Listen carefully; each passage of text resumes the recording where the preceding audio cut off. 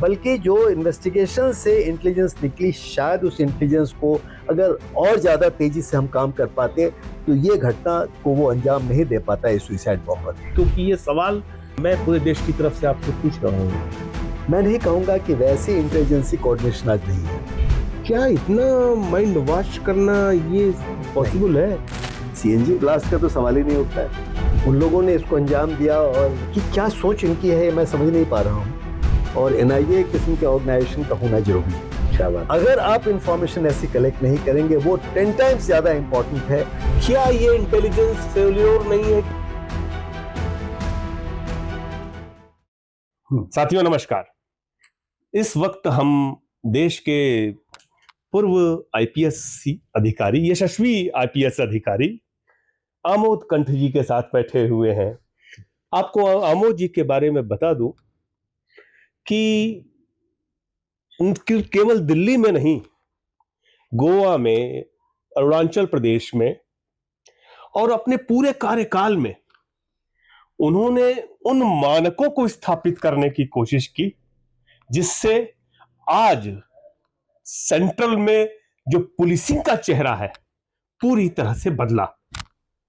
न केवल आतंकी घटनाओं को बल्कि राजीव गांधी, अजय माकन जैसे हत्याकांड के मामले को भी उन्होंने बहुत बखूबी, बेहद कहा जा सकता है कि बेहद संजीदगी के साथ उन मामले को सुलझाने में भी मदद की। अमू साहब नमस्कार, आपका स्वागत है। ये बताएं, ये बड़ी घटना घट गई दिल्ली के लाल किले पर।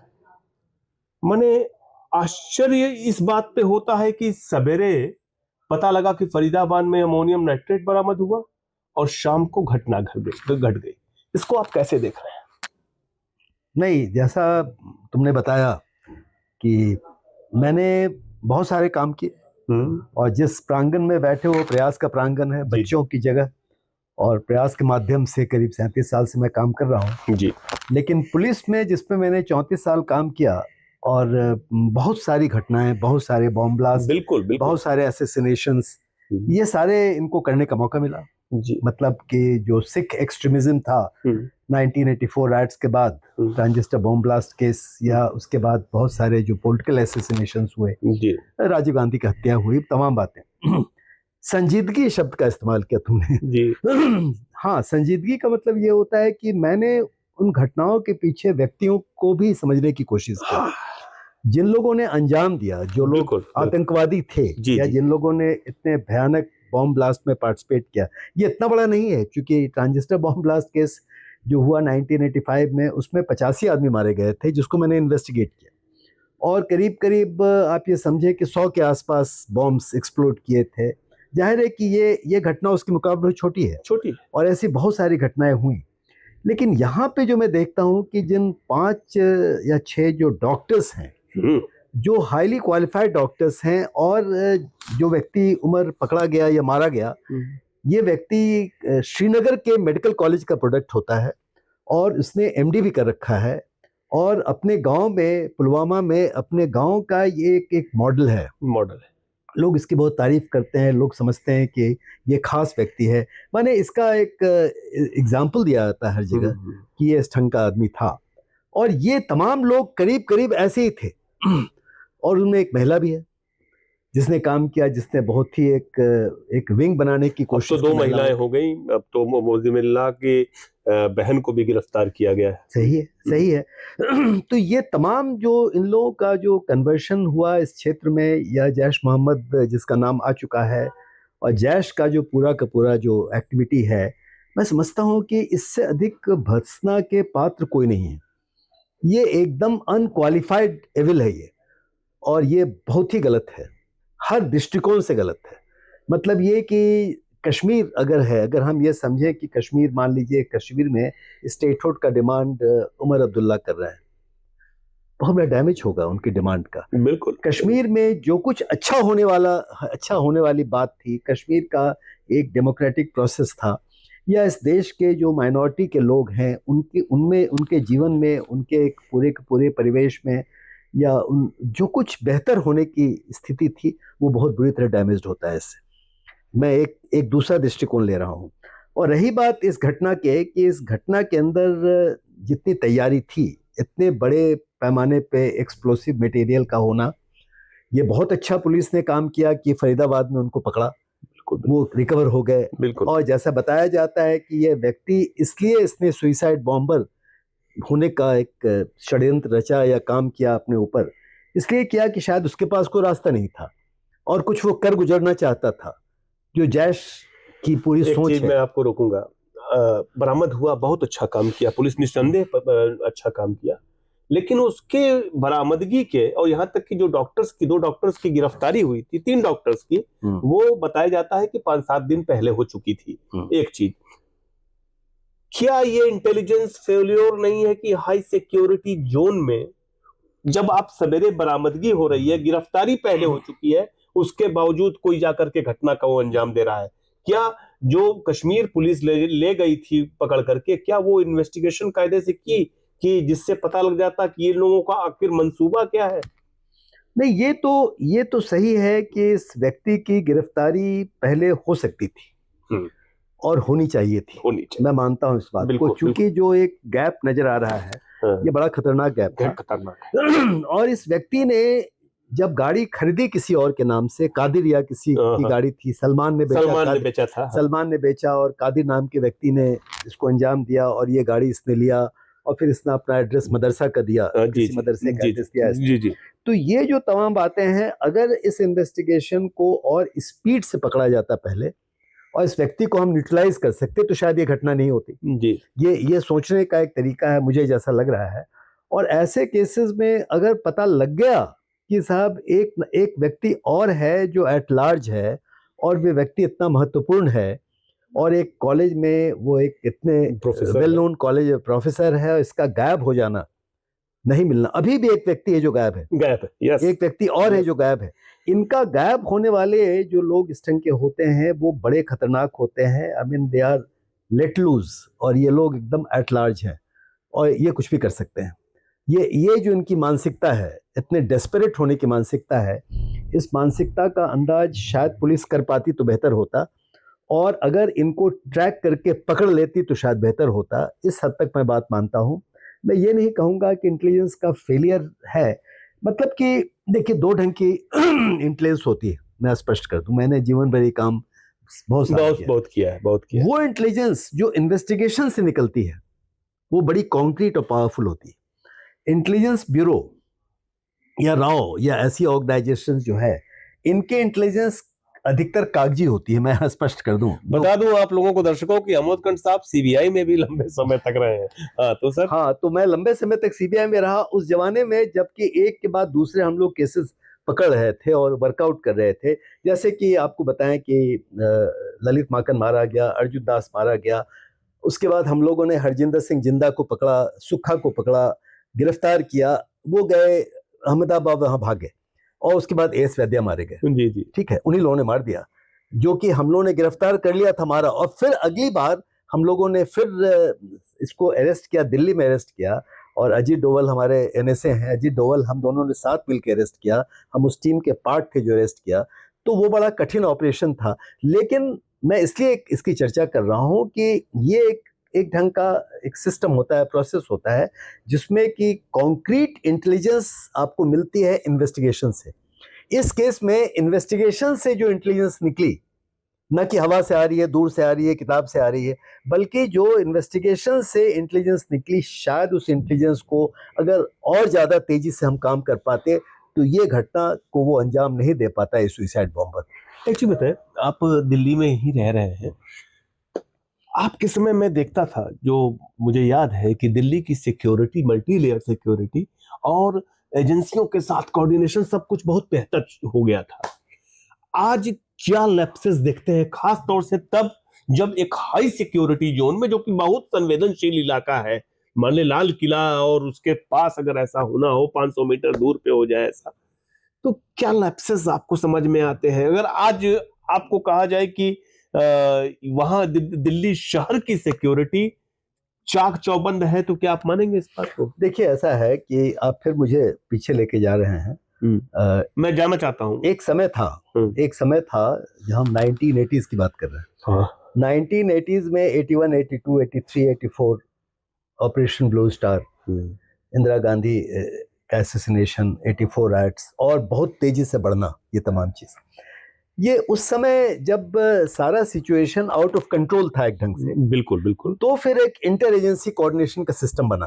अब मुझे याद, मैं नाम ले सकता हूँ, SS विर्क इजहार आलम पंजाब में थे, मिस्टर सेन जो थे वो CBI में थे, मैं दिल्ली पुलिस में था, अजीत डोवल उस जमाने में हम लोग से बहुत क्लोज थे, अजीत डोवल जो है IB की तरफ से थे, तो एक टीम बना, CBI की टीम थी, हमारे मित्र जो काम कर रहे थे इस ग्रुप में राजस्थान के भी थे, महाराष्ट्र के थे, गुजरात के थे, उत्तर प्रदेश के थे, जम्मू एंड कश्मीर के थे, दिल्ली के थे, और ये सारी टीम मिल करके एक इंटर एजेंसी कोऑर्डिनेशन का सिस्टम क्रिएट किया गया था, जिसने अच्छा काम किया, जिसकी वजह से बहुत सारे केस वर्कआउट हुए, बहुत सारी बातें हुई। मैं नहीं कहूँगा कि वैसी इंटर एजेंसी कोऑर्डिनेशन आज नहीं है, आज उससे कहीं ज़्यादा सुपीरियर है, और NIA तब नहीं थी, NIA नाम की कोई चीज़ नहीं थी, स्पेशल सेल जैसे आज एक्टिव हैं स्टेट्स में, वो उस जमाने में नहीं थी। क्राइम ब्रांच का मैं DCP था 5 साल, तो क्राइम ब्रांच ही दिल्ली में सब कुछ थी अगर देखा जाए, स्पेशल सेल क्रिएट हुआ उससे। तो इंटर एजेंसी कोऑर्डिनेशन और बहुत हाई लेवल पे सारी चीज़ को लेके जाना, ये कोशिश है, लेकिन शायद कॉम्प्लेक्सिटी से बढ़ गई है पहले से बहुत ज़्यादा। दिल्ली की आबादी तब से दुगुनी तिगुनी हो गई, आप समझ रहे, NCR इतना बड़ा हो गया, NCR का जिस ढंग से दिल्ली के साथ मिलना और वहाँ पे तमाम ढंग की घटनाओं का होना, लोगों का मूवमेंट, इस केस में NCR का केस है ना, ये फरीदाबाद है, दिल्ली है, सारा मिला जुला के है। तो आज की जो कॉम्प्लेक्सिटीज़ है वो बहुत ज़्यादा बढ़ चुकी है, लेकिन दूसरी तरफ एक और चीज़ हुई जो लाभ है। अब बताइए, इतनी जल्दी इस व्यक्ति के पूरे मूवमेंट को ट्रैक कर लेना 2 दिन के अंदर, को मजाक तो है नहीं, हम तो ट्रैक नहीं कर पाते उस जमाने में नहीं, CCTV था ही नहीं, हम तो मोबाइल से ही ट्रैक करते थे, बस मोबाइल मुश्किल से आया ही था। तो आज जो ट्रैकिंग का सिस्टम है वो पहले से बहुत सुपीरियर है, और हम कर भी पा रहे हैं। आप देख रहे हैं कि कितनी तेजी से, बहुत ही मुझे आश्चर्य हो रहा था सुबह में कि सारी बात कैसे पता हो गई इतनी जल्दी। तो मैं कहूँगा कि सिस्टम्स पहले से काफ़ी इम्प्रूव किया है, और रोकथाम भी हुई है। और आप भूले नहीं कि बहुत साल के बाद दिल्ली में ऐसा बॉम्ब ब्लास्ट हुआ, जो कि शायद अवॉइडेबल भी हो सकता था अगर टाइमली हम एक्ट कर पाते। सरकार तो यही दावा कर रही थी कि अब 370 हमने हटा दिया, नोटबंदी कर दी, अब तो खत्म हो जाएगा पूरी तरह से टेररिज्म। देखिए, अब सवाल ये है कि जो जैश की बात मैं कर रहा था, अब मान लीजिए जैश है या उनसे जुड़े तालिबान है या तमाम अलकायदा है, ये सबका अलग अलग क्षेत्र है। इस बॉर्डर पे कश्मीर में तो जैश सबसे इम्पोर्टेंट है, और जितने बड़े कांड हुए हैं जैश के माध्यम से, और इसमें भी कोई शक की बात नहीं कि पाकिस्तान इनका गढ़ है। पाकिस्तान ने पूरी तरह से इनको सपोर्ट किया, जैश को ऑफिशियली सपोर्ट किया, ISI ने क्रिएट का, ISI ने सपोर्ट किया। तो ये स्थिति जो है, इस स्थिति में जो गवर्नमेंट या पुलिस या सारे अथॉरिटीज कर रहे हैं, इन्वेस्टिगेटिव एजेंसीज कर रहे हैं, उनको तो मेहनत तो करनी ही पड़ेगी, बहुत मेहनत करनी पड़ेगी कि इसको पूरी तरह से इसको रोक सकें। सर एक चीज बताएं, जो दिल्ली के आसपास के स्टेट्स हैं,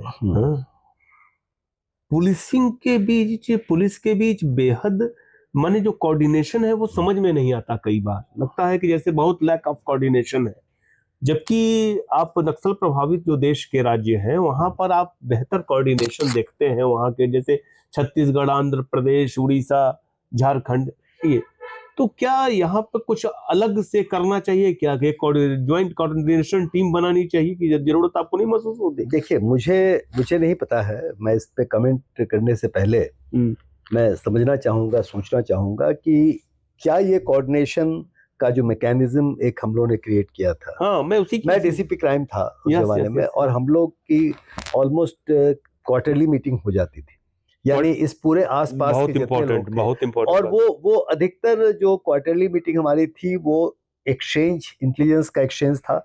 इन्वेस्टिगेशन के सारे जितने आउटकम थे उसको हम शेयर करते थे, और हम उन लोगों को टारगेट करते थे जो कि इस एरिया में NCR में ऑपरेट कर रहे हैं या दिल्ली के आसपास के प्रदेशों में ऑपरेट कर रहे हैं। तो ये इनका जो एक मतलब एक ग्रुप हमने बनाया, और इसकी रेगुलर मीटिंग होती थी, पुलिस हेडक्वार्टर में होती थी। कभी कभी हम लोग कहीं और भी कर लेते थे, जैसे कभी हरियाणा पुलिस ने कहा कि हम होस्ट करते हैं, आप आ जाइए, तो हम लोग चले जाते थे। कभी चंडीगढ़ में हमारी मीटिंग हो जाती थी।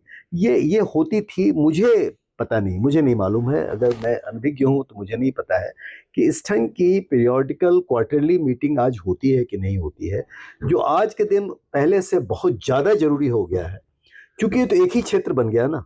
ये पूरा का पूरा क्षेत्र जो आप देख रहे हैं, ये पूरा क्षेत्र एक है। इसमें अब तो जितना मूवमेंट सारी चीज चल रही है बहुत वो तो बड़े, उसमें बड़ा कठिन है। आप किसी को ट्रैक करने के लिए एकदम ऐसी मशीनरी, एक ऐसा नेटवर्क होना चाहिए, एक सिस्टम होना चाहिए कि आप उसको हैंड्स ऑन चलाते रहें डे टू डे। एक चीज बताइए, जब घटना घटी, घटना देख करके मुझे साफ, मुझे जैसे कि मैं जर्नलिस्ट हूँ, आप तो बड़े पुलिस अधिकारी रहे हैं, तुरंत समझ में आ रहा था कि ये मामला जो है ये सामान्य नहीं है, ये कैसी सीएनजी वगैरह का ब्लास्ट नहीं है, क्योंकि इतना तो हम लोग समझते ही। गवर्नमेंट को 72 करीब 55 घंटे लग गए, 55 घंटे बाद बोला गया कि ये टेररिस्ट अटैक है। इतना लंबा समय कैसे लगा? नहीं, ऐसा है कि गवर्नमेंट इस बात को समझ चुकी थी, और मैं समझता हूँ कि पुलिस कमिश्नर का एक बयान भी था, उसने बयान दिया था जो अगले दिन पेपर में आया। उसने कहा कि ये मूविंग कार थी, मूविंग कार में से ब्लास्ट हुआ, उसने ऐसा कहा, पुलिस कमिश्नर ने डीसी। और उसके बाद माननीय होम मिनिस्टर ने भी कुछ कहा। उन्होंने, हालांकि उनका स्टेटमेंट सही नहीं था, क्योंकि उन्होंने एक समय दिया 7 बजे का, जो गलत था। उन्होंने 7 बजे की बात कही, उनका एक बयान था 7 बजे का, जबकि ये मैं समझता हूँ कि 6:22 पे घटना हुई। तो खैर जो भी ब्रीफिंग हुई होगी, जो भी समझा होगा उन्होंने, तो एक टेंडेंसी होती है कि लोगों को, अगर इसको टेररिस्ट केस ना कहा जाए तो ज़्यादा अच्छा है टू स्टार्ट विथ। लेकिन घटना का फॉर्म ही ऐसा था कि सीएनजी ब्लास्ट का तो सवाल ही नहीं उठता है। जितना लीथल था सारा आपको देख के समझ में आ गया था कि हर आदमी समझ सकता है, कोई भी एकदम समझ में आ गया था कि ये तो बॉम्ब ब्लास्ट होना ही होना है, और कुछ था ही नहीं। क्योंकि आपने डीसीपी की बात की, डीसीपी जब ये कह रहे थे कि मूविंग कार थी, पुलिस कमिश्नर सॉरी, हाँ, और 2-3 बातें उन्होंने ऐसी कही जिससे ये, हाँ, उन्होंने कहा कि शार्पनर नहीं मिला, हाँ, कोई भी उसमें ऐसी चीज नहीं मिली जो बम में इस्तेमाल, जमीन पे गड्ढा नहीं हुआ, ये पुलिस का बयान है। और उसके बाद फिर अचानक ये चीजें, कोई जरूरी नहीं है कि क्रेटर बने ही। हाँ, शार्पनेस की बात सही है कि अगर बॉम्ब तैयार है, जी, यानी जो एक्सप्लोसिव डिवाइस तैयार है, रेडीमेड है, प्रॉपर ढंग से तैयार किया गया है, तो उसमें शार्पनेस तो होता ही है, क्योंकि ज्यादा लीथल हो, ज्यादा लोगों को मार सके, ज्यादा डैमेज कर सके, ये तो रहते हैं। नहीं होना ये आश्चर्य नहीं है। दोनों बात है कि अब जो जिस ढंग से कहानी चल रही है, तो ऐसा लगता है कि इस व्यक्ति ने मजबूरी में, या उसकी सोच और मजबूरी को मिलाते हुए इसने उसको अंजाम दे दिया। इसने ब्लास्ट तो किया, ऐसा नहीं कि ब्लास्ट नहीं किया, और गाड़ी के अंदर बैठा, मूविंग व्हीकल में ब्लास्ट होने का मतलब ही एक सुसाइड बॉम्बर है भाई। इस निकल नहीं सकता है ना, वो निकल के भाग तो नहीं सकता है। तो उसने, और इसको कहीं ना कहीं टॉगल दबाया उसने, जो भी रहा होगा इसके अंदर, उसने इसको मतलब इग्नाइट किया और एक्सप्लोजन हुआ। और ये संभव है कि ये शायद और ज़्यादा लीथल होता अगर इसको प्लान्ड वे में, या उसको एक एक्सप्लोसिव डिवाइस को और वो बेहतर और ज़्यादा मतलब कारगर बना चुका होता, तो शायद उस हद तक ये एक्सप्लोसिव डिवाइस नहीं बनाया गया था। सर, आप लोगों के समय ऐसा होता था क्या कि पढ़े लिखे तबके के, ये जो सबके सब आपने खुद ही बता रहे थे कि जो गिरफ्तार हुए हैं डॉक्टर्स हैं, पढ़ा लिखा तबका, खालिस्तानी जो पूरा का पूरा मूवमेंट था उसको आपने देखा है, उससे जुड़े टेररिज्म को भी देखा है, क्या इतना माइंड वॉश करना ये पॉसिबल है? ये इस हद तक पढ़े लिखे तबके के लोग, हालांकि आपको मालूम है कि जब ये एक खालिस्तानी मूवमेंट के तौर पे सामने आया, जी, और जब ये भिंडरावाले ने ग्रुप क्रिएट किया, तो आर्मी के रिटायर्ड लेफ्टिनेंट जनरल तक उसके पार्ट बने, फॉरेन सर्विस के ऑफिसर्स उसके पार्ट बने, बहुत सीनियर लोग भी उसमें शामिल हो गए। आपको याद है वो सारे शामिल हुए, शायद बल्कि सुबेग सिंह मारे गए ना, ऑपरेशन ब्लू स्टार में मारे गए भिंडरावाले के साथ। बिल्कुल। तो सवाल ये है कि उस वक्त भी लोग थे, लेकिन अगर जो मेरे दिमाग में बात चल रही है, मैं बहुत तेजी से पीछे जा रहा हूँ। बिल्कुल जाइए सर, मैं सोच रहा हूँ कि जिस ढंग की स्थिति आज है या जिस ढंग के लोगों की मानसिकता पे इन्होंने प्रभाव डाला और तैयार किया जैश मोहम्मद किस्म की चीज के लिए, शायद पहले इस हद तक नहीं था, बहुत कम था इससे। और अब ये वाकई सबसे खतरनाक बात यही है कि ऐसे लोगों में उन लोगों ने इसको अंजाम दिया और इस ढंग के काम को एक डाला, इस पॉइंट पे ला दिया कि क्या सोच इनकी है मैं समझ नहीं पा रहा हूँ, क्योंकि इससे लाभ किसी का नहीं जो ऑब्जेक्टिव उनका ऑब्जेक्टिव अगर ये था कि आप टेररिज्म को अंजाम देते हैं और किसी को कहीं आप किसी चीज को प्रमोट करते हैं, मैंने कश्मीर के कॉज को प्रमोट करते हैं कि कश्मीर इंडिपेंडेंट हो जाए, अगर ये कहते हैं कि कश्मीर पाकिस्तान का ही पार्ट बने, पाकिस्तान एक फेल्ड स्टेट है, कश्मीर के 99% से ज्यादा लोग भारतवर्ष के साथ रहना चाहेंगे, इंडिपेंडेंट होना चाहेंगे। बिल्कुल सही है, ये कोई नहीं चाहेगा कि पाकिस्तान का पार्ट, कोई नहीं चाहेगा, तो कोई लाभ क्या हुआ? और एक माइनॉरिटी कम्युनिटी का जो एक उनकी मानसिकता है, उनकी एक स्टेटस है, उनकी एक पहचान है, एक उनकी क्रेडिबिलिटी है, आप उसको धक्का देते हैं, तो ये तो बड़ा गलत है, हर दृष्टिकोण से गलत है।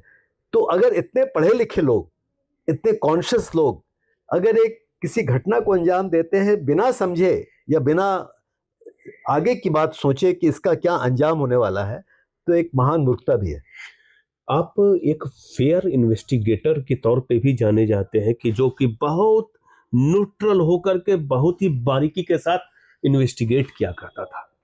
जम्मू कश्मीर पुलिस जिस तरह से पहलगाम के बाद या फिर एनआईए जो इन्वेस्टिगेशन कर रही है, उसको कितना प्योर मानते हैं? क्योंकि ये सवाल मैं पूरे देश की तरफ से आपसे पूछ रहा हूँ कि आपको क्या लगता है, क्या उस प्योरिटी के साथ, उस पवित्रता के साथ, जो पुलिसिंग से जुड़ी पवित्रता होती है, उसके साथ ये सारे इन्वेस्टिगेशन हो रहे हैं?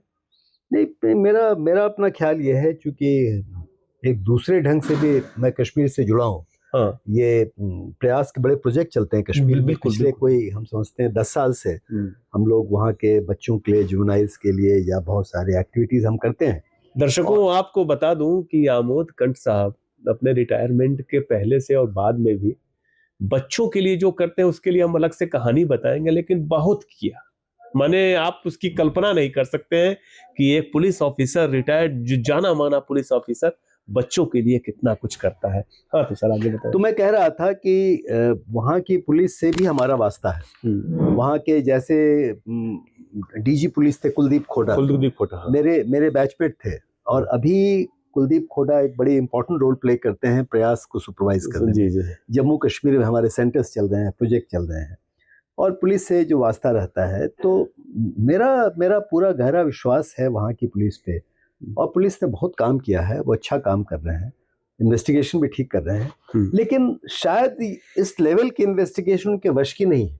वो मैक्सिमम ये कर सकते हैं कहीं जाके रेड कर दें, कहीं जाके लोगों को उठा लें, गिरफ्तार कर लें, कुछ एविडेंस कलेक्ट कर लें लोकल लेवल पे। अब इस ढंग की इन्वेस्टिगेशन तो जाहिर है कि उनके वश का नहीं है, लेकिन जो उनको मदद चाहिए, जो मदद उनको करनी चाहिए उस पूरे प्रोसेस में, तो वो कर रहे हैं। अगर मैं इसी इन्वेस्टिगेशन को ध्यान से देख रहा हूँ, तो बहुत तेज़ी से उन लोगों ने लोकल लेवल पे जा कर के, और जो इन्फॉर्मेशन चाहिए था, जिस ढंग की इंक्वायरी करनी चाहिए थी, लोगों को डिटेन करना चाहिए था, वो किया। और मैं समझता हूँ कि कश्मीर पुलिस ने किया, वो पार्ट कश्मीर पुलिस ने ही किया है। बिल्कुल। एनआईए या कोई भी बाहर की दिल्ली पुलिस या कोई भी बॉडी या स्पेशल सेल दिल्ली की, वो कारगर नहीं हो सकते हैं अगर लोकल पुलिस उनकी मदद ना करे या उनके साथ काम ना करे। लोकल पुलिस ने, मैं समझता हूँ कि पूरी तरह से काम किया, वो करेंगे, कर रहे हैं, बिल्कुल कर रहे हैं। हरियाणा पुलिस ने भी बहुत अच्छा किया है, इसलिए कोई इसमें घबराहट की बात नहीं। इसमें ये आपको नहीं लगता कि एनआईए से जैसे जांच कराने उससे बढ़िया होता इंडिपेंडेंट इंक्वायरी कराई जाती है एक बड़ी टीम बना करके? नहीं, ये एनआईए का क्रिएट होना, मैं भी कोई एनआईए का बहुत बड़ा सपोर्टर नहीं हूँ, लेकिन ये है कि स्पेशलाइज्ड एजेंसीज की जरूरत होती है, और पहले थोड़ी दिक्कत होती थी, बहुत ज़्यादा दिक्कत होती थी, बहुत बार जैसे सीबीआई को दिक्कत होती थी। मैं सीबीआई में रहा 4 साल 5 साल, और मैंने देखा कि सीबीआई को बड़ी मुश्किलें पैदा हो जाती हैं बहुत जगह, क्योंकि जब लोकल पुलिस या जो स्टेट पुलिस या उनकी एजेंसीज हैं या नेशनल लेवल की दूसरी एजेंसीज हैं, अगर उनमें विश्वास ना हो कि सीबीआई ऐसी ऑर्गेनाइजेशन है जो एकदम बेस्ट रिजल्ट देगी, या एनआईए सबसे अच्छी रिजल्ट देगी, तो वहाँ पे कॉन्फ्लिक्ट की गुंजाइश होती है, क्रेडिट का सवाल उठता है। लेकिन यहाँ पे मैं समझता हूँ कि इस ढंग के केस में क्रेडिट और कॉन्फ्लिक्ट की गुंजाइश हमको कम नजर आती है, और एनआईए किस्म के ऑर्गेनाइजेशन का होना जरूरी है। चूंकि जिस लेवल पे वो ऑपरेट कर रहे हैं, एक कोऑर्डिनेटिंग बॉडी के तौर पे ऑपरेट कर रहे हैं, इंटर एजेंसी इंफॉर्मेशन का पॉइंट पे वहाँ आ रहा है और इन्वेस्टिगेशन भी कर रहे हैं, तो एनआईए का क्रिएट होना एक सही दिशा में कदम है, और उसका काम जो आज चल रहा है वो सही है, होना जरूरी है ना। एक आखिरी सवाल सर जानना चाहता हूँ कि दिल्ली में अब घटना घट गई, तमाम आपने जैसा बताया भी बहुत दिनों बाद घटी, लेकिन घटी, बड़ी घटना घटी। नागरिकों की सुरक्षा के लिए दिल्ली में जो तमाम महत्वपूर्ण स्थान पूरा अपने आप में देश की राजधानी तो है ही, क्या उपाय करने चाहिए जिससे कि ऐसी घटनाओं की पुनरावृत्ति ना हो? देखिए, ऐसा है कि मेरे इस पे विचार थोड़े से मतलब मैं सोचता हूँ, बताएं। मैं कल मैं था जयपुर में जी, और जयपुर में बहुत इम्पोर्टेंट प्रोग्राम था, और राजस्थान पुलिस के जो डीजी हैं राजीव शर्मा, जो बीपीआरएनटी के डीजी थे, उनसे मेरी मुलाकात हुई, मीटिंग हुई। हम लोग स्कूल्स में, वहाँ के स्कूल में एक प्रोग्राम कर रहे हैं, एक ये जिसमें कि स्कूल के बच्चे उस कम्युनिटी के लोगों को पुलिसिंग से भी जोड़ रहे हैं, और कम्युनिटी पुलिसिंग का बाजाबता एक पूरा एक यूनिट है राजस्थान पुलिस ने क्रिएट किया है। उसमें एक एडिशनल डीजी उसके इंचार्ज है, बहुत सारे ऑफिसर्स हैं, दूर दूर तक वो कम्युनिटी पुलिसिंग को लेके जा रहे हैं राजस्थान में। तो राजस्थान पुलिस का ये काम मुझे बहुत अच्छा लग रहा है, क्योंकि इस ढंग का काम और प्रदेशों में नहीं हुआ है। मेरा ऐसा मानना है कि ये जो चेकिंग वगैरह होती है पुलिस की, जैसे घटना हुई, हर जगह आपने बैरिकेड लगा दिया, कुछ खास फायदा नहीं है इसका, ऐसी चेकिंग वगैरह का कुछ खास लाभ नहीं है। ठीक है, एक सिंबॉलिक होता है कि लोगों में एक अलर्टनेस आ जाता है, लेकिन जब तक कि आप पुलिसिंग को उस स्तर तक लेके ना जाए कि मान लीजिए कि हर मोहल्ले में, हर गली में, हर जगह पुलिस के पास ऐसे लोग होने चाहिए, इन्फॉर्मर ना कहेंगे, उनके पार्टनर्स होने चाहिए जो आपको इन्फॉर्मेशन दे। अगर आप इन्फॉर्मेशन ऐसी कलेक्ट नहीं करेंगे, वो 10 टाइम्स ज्यादा इंपॉर्टेंट है बनिस्पत इस ढंग की ब्लॉकेट करके और लोगों को, 2-4 गाड़ियों को रोक लिया या कुछ लोग, बल्कि लाइफ लोगों का ज्यादा डिस्टर्ब हो जाता है। अब मान लीजिए आप मेन रोड पे आपने 10 जगह बैरिकेड लगा दिया, उसका लाभ कुछ नहीं होता है, आप कुछ नहीं कर पाएंगे बैरिकेड से। ठीक है, ये भी सिंबॉलिक है मेरे हिसाब से, लेकिन रियल इंफॉर्मेशन जो मिलती है, या सही माने में, अब फरीदाबाद ये मान लीजिए, या अल फलाह है जी, तो अल फलाह के बारे में क्यों नहीं सारी इंफॉर्मेशन हमारे पास होनी चाहिए? फरीदाबाद में अल फलाह के अलावा भी लोग रह रहे हैं, जहां जहां लोग इस ढंग के लोग ऑपरेट कर रहे हैं, स्लीपर्स क्रिएट कर रहे हैं, ऑपरेट कर रहे हैं, वहां पे वहां की इंफॉर्मेशन लोकल पुलिस के पास होनी चाहिए। ये बात, अगर लोकल पुलिस इंफॉर्मेशन नहीं दे पाएगी तो ऐसी घटनाएं होती रहेंगी।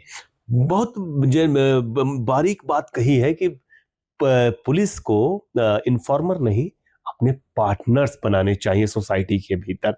एकदम आखिरी सवाल है सर, जश का जो ये आउटफिट है पूरा का पूरा, इतना खतरनाक, इतना निर्दयी, इतना निर्मम, इसको खत्म करने का अगर आप अजाब होते तो कैसे खत्म करते? इसको खत्म करना ही पड़ेगा। मतलब इनकी जितने भी इनसे कनेक्टेड लोग हैं, ये एक अच्छा मौका है देखा जाए जी, कि जितने कनेक्टेड लोग हैं, इन लोगों के खिलाफ बहुत पक्की, इतनी मुकम्मल केस बननी चाहिए कि ये रहे अंदर। बिल्कुल। देखिए, मैं ह्यूमन राइट्स का बहुत स्ट्रॉन्ग सपोर्टर, मालूम है मुझे मालूम है, मैं इनकाउंटर्स के बेहद खिलाफ मालूम है, और कभी भी 3rd डिग्री इनकाउंटर, ये सारी चीज ह्यूमन राइट्स वायलेशंस को मैं बहुत ही बुरा मानता हूँ, ये बहुत गलत है एकदम। लेकिन यहाँ पे जिस स्थिति में हम बैठे हुए हैं, और जैसे पागल किस्म के लोग हैं ये, गलत किस्म के लोग हैं ये, तो इन लोगों को तो हम समझते हैं कि कहीं ना कहीं से लीगल ढंग से या जैसे भी हो, they have to be neutralized in the manner कि वो रहें और जेल में रहें, कन्विक्टेड हों, और कन्विक्शन के बाद इनको पूरी सजा मिलनी चाहिए। लाइफ सेंटेंस मिलना चाहिए ऐसे लोगों को, कम से कम, अगर डेथ सेंटेंस नहीं तो। आप लोगों ने दर्शकों सुना अमोद कंठ साहब को, सवाल खत्म नहीं होते, इनके पास बैठो तो आप माने बात करते जाओ तो इंसाइक्लोपीडिया है इंडिया में पुलिसिंग के। आमोद कंद साहब, आपका बहुत बहुत थैंक यू बहुत बहुत अच्छा लगा बात करके। आप फिर आए तो बातचीत करेंगे। जी सर। Thank you.